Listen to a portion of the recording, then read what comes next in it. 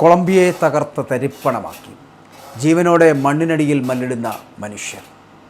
Colombia നടുക്കിയ 7.4 തീവ്രതയുള്ള ഭൂകമ്പത്തിലാണ് largo കുടുങ്ങിപ്പോയത്. ഭൂകമ്പത്തിൽ മരിച്ചവരുടെ എണ്ണം 254 ഉയർന്നു നിൽക്കുമ്പോഴും 2500-ലേറെ പേർക്ക് പരിക്കേറ്റ് നിൽക്കുമ്പോഴും കൊളംബിയ തകർന്ന് തരിപ്പണമാകുന്ന ആ ഒരു സ്ഥിതിവിശേഷം ലോകം അംഗീകരിക്കേണ്ടിയിരിക്കുന്നു. കാരണം നിരവധി ഇടങ്ങളിൽ ഇത്തരത്തിലുള്ള ഭൂകമ്പങ്ങൾക്ക് സാധ്യതകൾ ഏറുന്നു. ഇവിടെ ഇപ്പോൾ തന്നെ 4000-ഓളം പേർക്കായിട്ട് തിരച്ചിൽ തുടരുന്ന ഒരു സാഹചര്യമാണ്.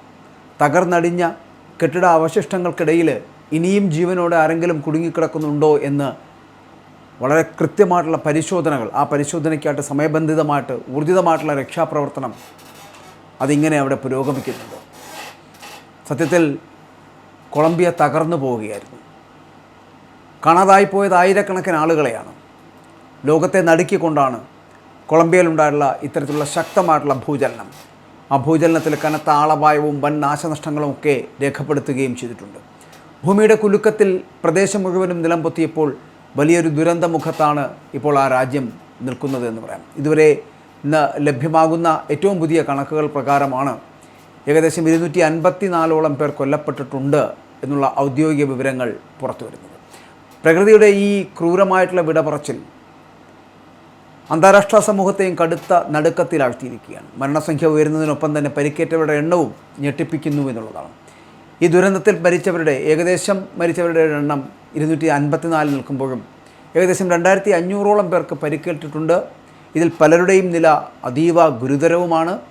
കൂടാതെ ദുരന്തമുഖത്ത് നിന്ന് ഏകദേശം 3000-ഓളം പേരെ ഇനിയും കണ്ടെത്താനാകാത്ത ഒരു സ്ഥിതിവിശേഷമുണ്ട്. ഒപ്പം തന്നെ തിരിച്ചറിയാൻ കഴിയാതായിപ്പോയവർ, മണ്ണിനടിയിൽ ജീവനോടെ കുരുങ്ങിക്കിടക്കുന്നവർ, ഇങ്ങനെ നിരവധി പേർ.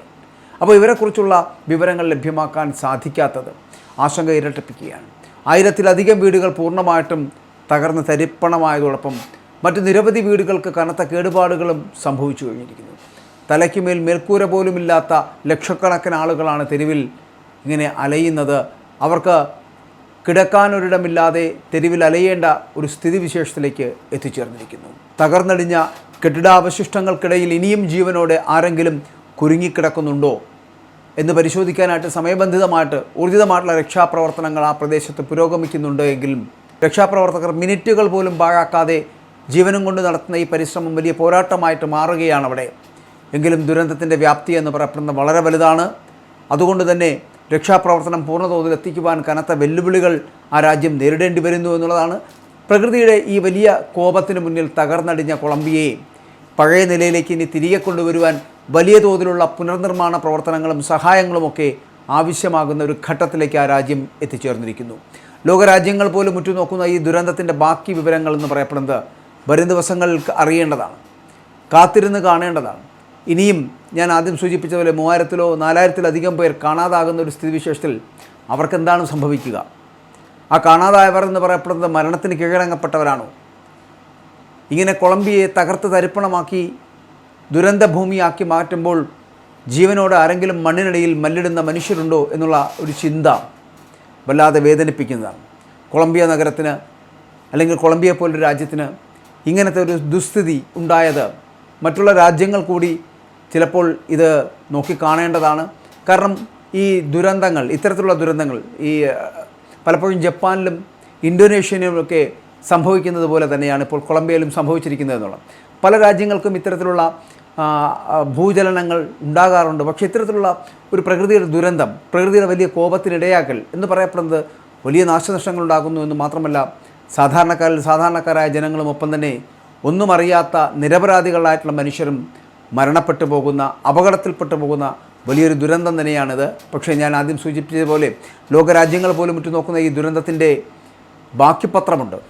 ജീവിച്ചിരിക്കുന്നവരും മരിച്ചവരിൽ അനാഥരായവരുമൊക്കെ, അങ്ങനെ ഒരുപാട് പേർ മരിച്ചതുകൊണ്ട് തന്നെ ഒരു കുടുംബം മുഴുവൻ അനാഥമായി പോയവരടക്കമുള്ളവരുണ്ട്. ഇങ്ങനെ ഇവരെയൊക്കെ സംരക്ഷിക്കേണ്ട ബാധ്യത ഗവൺമെൻറ്റുകൾ കൈകളിലേക്ക്, സർക്കാരിൻ്റെ കൈകളിലേക്ക് എത്തപ്പെടുന്നുണ്ട്. മാത്രമല്ല തകർന്ന് തരിപ്പണമായി പോയ കൊളംബിയയെ വീണ്ടും പഴയ അവരുടെ ഒരു നിലവാരത്തിലേക്ക് കൊണ്ടുവരണമെങ്കിൽ അതിന് ലോകരാജ്യങ്ങളെല്ലാം രക്ഷാപ്രവർത്തനങ്ങൾ നടത്തേണ്ടതുണ്ട്. മാത്രമല്ല വലിയ സഹായങ്ങൾ ഈ കൊളംബിയയെ ഒരു പഴയ നിലയിലേക്ക് തിരികെ കൊണ്ടുവരാൻ വലിയ തോതിലുള്ള പുനർനിർമ്മാണ പ്രവർത്തനങ്ങൾ നടക്കേണ്ടതുണ്ട്.